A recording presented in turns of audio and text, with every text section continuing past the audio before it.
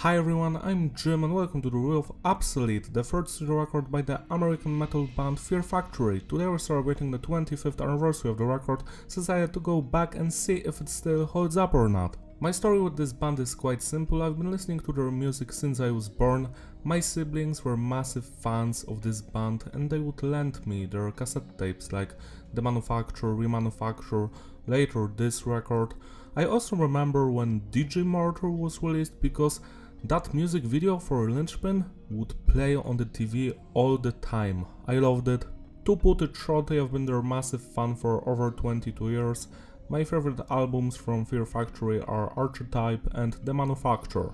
Here's the lineup for this record. We've got Barton on the vocals, Dino on the guitars, Christian Oldwalbers on the bass, Raymond on the drums. We also have some guests, Reese doing the keyboards and programming as usual. I think the only records he was absent on were the first one and Transgression, DJ Zodiac doing the scratching, Pat doing the intro for Edgecrusher, Gary Newman saying some shit on Obsolete and doing the vocals on Cars, and Mark doing some strings arrangements. The production on the record was handled by Reese and the band themselves, and it's tight, it's clean but heavy, no loudness or no clipping. I truly enjoy how the guitars, the vocals and the drums are mixed. I especially enjoyed the snare on this record because it's not the same. Almost every song has a different type of snare. My favorite one is on the song Edgecrusher. Message is diverse. This is a concept album and the second part of a trilogy where machines basically take over the planet and humanity basically means nothing.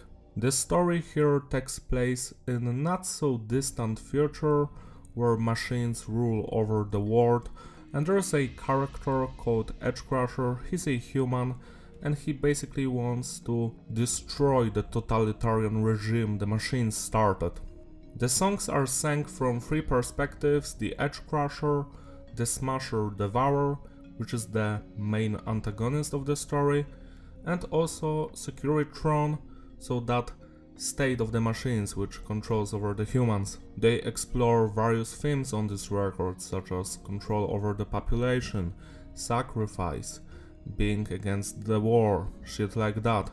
It's truly fascinating and I urge you to read the lyrics by yourself to find meaning in them. What I also enjoy is the fact that even if you don't understand English, you will still enjoy this record. Like, I've listened to this shit when I was 4 years old, so of course I didn't know there was any story here, and it still sounded coherent and great. Structure of the tracks is basic, standard intro, verse, chorus, bridge, chorus, outro. Sometimes it's slightly different. The music on this album could be described as a mix of industrial death metal, groove metal, even nu metal. It's beautiful. Obsolete starts with the song Shock, and the first thing you're going to notice here is the drumming. Raymond is a machine. He's a godlike creature. His double bass work is just straight up legendary. He's the main reason why I enjoy listening to the drums that much, because that double bass work, the blast beats, the groove, he has it all. Next is the bass. The bass is audible. He plays his own lines. Sometimes there are parts on songs where only the bassist and the drummer are playing, and I truly enjoy that stuff. It shows appreciation for the bassists out there. Next we have the guitar work by Dino. He's playing on a 7-string guitar and I truly enjoy his crunchy, fast guitar riffs that are in line with the double bass work by the drummer. It's their own style, you know. They've started it and everybody loves it. We also have the keyboard and orchestral elements by Reese, and he's the soul of this band as well. I feel that without his input here, the album wouldn't be as fun. Finally we have the vocals by Burton, and he's straight up killing it. His singing, his screaming, his growling is on point here on every song. There is no vocal line that I wouldn't enjoy. These are the good old days of Fear Factory where every vocal line is pleasant to hear instead of the new stuff like the Industrialized or Genesax or however you pronounce that shit, where his singing was atrocious. Here, he's just perfect. This song Shock, while not being my favorite on the record, It's a great beginning to the story. I love the intro, the screaming shock, doom, doom, doom, doom, doom, and those keyboard elements, so fun to listen to. I love the chorus here, a little bit too repetitive for my taste, but I still think it's a fun song. 9 out of 10, Edge Crusher. Now this song is sang from the perspective of the Securitron state.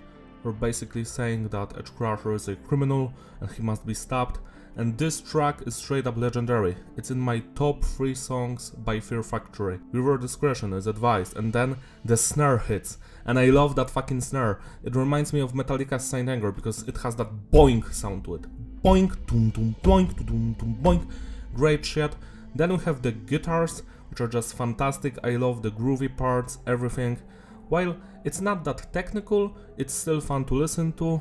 I love the upright bass that Christian is playing.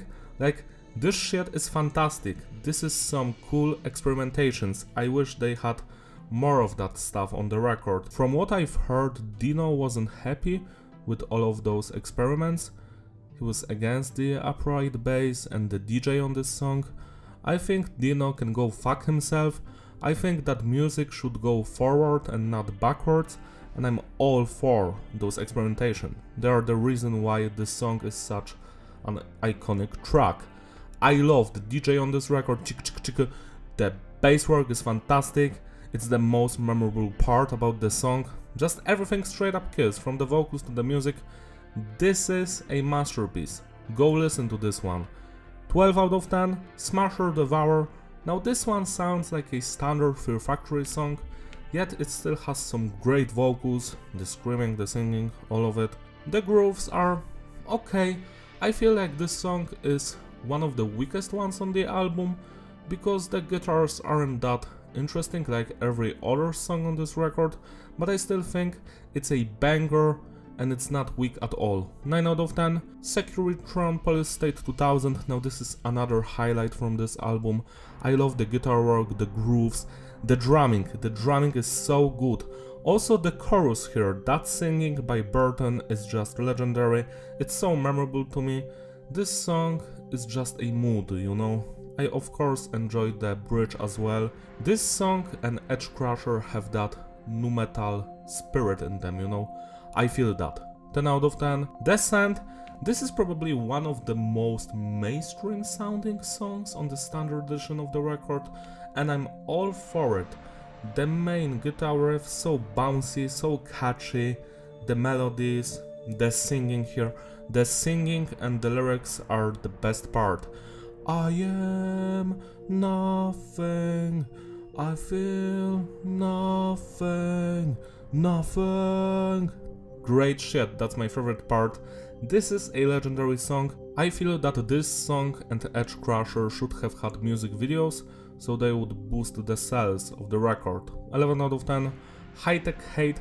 Now this one is a straight up banger as well. I enjoyed the intensity of it, the anger and the vocals. Like in the middle part of the song, Burton is just screaming. It's a fucking great scream, I love it. The singing here is straight up beautiful. There is no weak part in this track.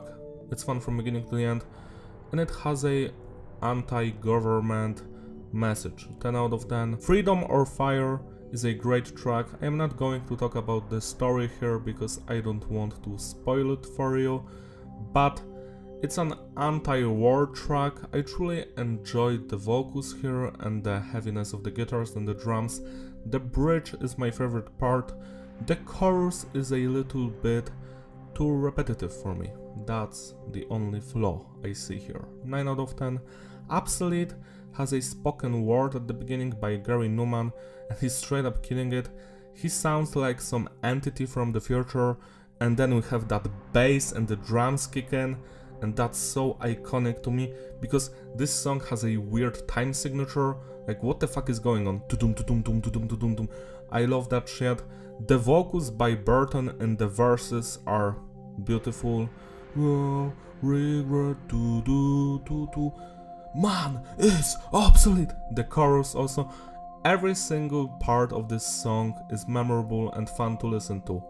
A highlight for sure. 11 out of 10. Resurrection. is the second most mainstream song on this album. It's a single with a music video. I love the singing on this song, like Burton is on another level. The chorus, the verses, wow, just wow. This is another beautiful track. I know that I am repeating myself, but I have nothing to complain about. 10 out of 10. And the final song on the record, which ends the entire story, Timelessness. Now this is a song written just by Burton and Reese. The previous songs were all written by Dino, Christian and Raymond. And this one is a ballad, it's very emotional. To me personally, it's the weakest song on the album, but I still enjoy it. It's a great closure for the record, and I must say that it was a wild ride. The story is fun, it's going to be concluded on the next album, Digimortal, but I feel like this is the best concept album by Fear Factory. Like, it's not their best album per se, but the way they've crafted this story and how the songs correspond with each other, it's the reason why I consider this their best concept. 8 out of 10. Now we have bonus tracks from the Digipack version from 1999. The reason why these songs aren't on the standard edition is pretty simple. They are not connected to the story at all. As you can see, 2 of them are covers, and the final song is not even from Obsolete sessions. It was recorded for the manufacturer, and it's a re-recording of the song Concrete from their first album that wasn't even released till 2002. So, Cars. It's a Gary Numan cover, it has a music video, it's the biggest success for Fear Factory, and it's also a funny thing because it's a cover, but Gary Numan is singing with Burton on it, so like he takes part in the remake of his song. He's in the cover. That's pretty fucking cool, I must say. So this one was the intro for the video game Test Drive 6, and I remember that because I've played it. Also, the music video for it is so funny, it's just bonkers. I am not a big fan of this song. I feel it's kinda cheesy, but I do love Fear Factory and Gary Numan, so it's fun.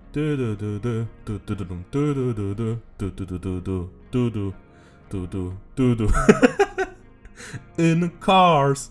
The reason why I'm giving this song such a high note is the fact that my ex, Luna, who's an abuser and rapist, she hates this song like with all of her heart, and it makes me laugh, it makes me smile. Every time I hear this song, I'm like, this song annoys a piece of shit. So that's the reason why this song deserves an 8 out of 10. Where Evil Dwells is a Wiseblood cover, and I feel like this is one of the best covers of all time, because I love when the bands take a song and they just turn it into one of their own. Like System of a Down did with the Metro song, which was a Berlin cover. It was an old song from the 80s, but they've turned into this nu metal / punk masterpiece. And here Fear Factory took that Wiseblood song, which sounds completely different, like the original version, like they sound like different dimensions. This track sounds demented. It sounds like a mix of death metal and nu metal. We have a lot of bass here. The drumming is fantastic, the vocals sound fucking evil, like this is one of the best performances by Burton ever. Mutilation, murder! Like that's just so fucking cool. And that chorus, long live the new Flash, Flash! And he's just screaming, I cannot even fucking do it. Don't mind my shitty vocals, but this is a perfect thing, like I am not even joking. I've listened to this cover thousands of times, and I'm never bored by it. 11 out of 10. Soul Wound. Apparently this is a new version of an old song from that Concrete album called Soul Womp, and this one blows the old version out of the water. I love the bass on this one, the vocals, the cleansing, the screaming in the chorus. I especially adore how much bass we can hear on this song and on this entire record, like Christian is a talented bassist, and it's so fun to hear him being acknowledged on this record compared to the previous one, where Dino said like shit like, "Oh, I played the bass on this record," but then it was debunked, like half of the record was played by Christian and half by Dino, so yeah. Anyway, Soul Wound is a classic. My favorite part is right in the middle, the scratches on the bass or the guitar, it's hard to say, but that's such a cool nu metal moment. Classic song, 11 out of 10. Messiah. Now this is the song that plays in the main menu of the game Messiah, from what I remember. I played that game a long time ago, so I might be wrong, but it's in the game for sure. And this is so fucking cool. Like, imagine these days you could hear such a heavy fucking death metal track in some popular video game. Like, I don't know, Assassin's Creed Mirage starts with a fucking Lorna Shore song. That's how it was in the 90s. Like, those times will never come back, and it's so fucking sad. Because I want heavy music in video games again. I want to hear fucking death metal and nu metal while I'm playing Far Cry 7. That will never happen. But if those games would come out in the 90s, it would. And that's so sad. I want the 90s to come back. Okay, the boomer talk is over now. Messiah is one of the heaviest songs by this band ever. The drumming, the blast beats, the double bass work, legendary. The screaming, Messiah! That cool guitar, nu metalish melody, great shit, 11 out of 10. And the final song, Concreto, which as I said before is from the Manufacture sessions. This one is also demented. I love its old school death metal nature, but the vocals are just so distorted. I love it. I wish they would do this on more of the songs, like Burton sounds like he's some serial killer. Concrete round. It's so fun.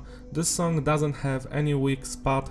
I love the chorus, especially because it has a cool guitar melody behind it. 10 out of 10. To sum it all up, the consistency is stable and the flow is ideal. Replayability, yeah, it's a masterpiece. I love this record from beginning to the end. I think that buying the digipack version is a better option, because those bonus songs are even better than the ones on the album, like that Where Evil Dwells cover, Soul Wound, Messiah.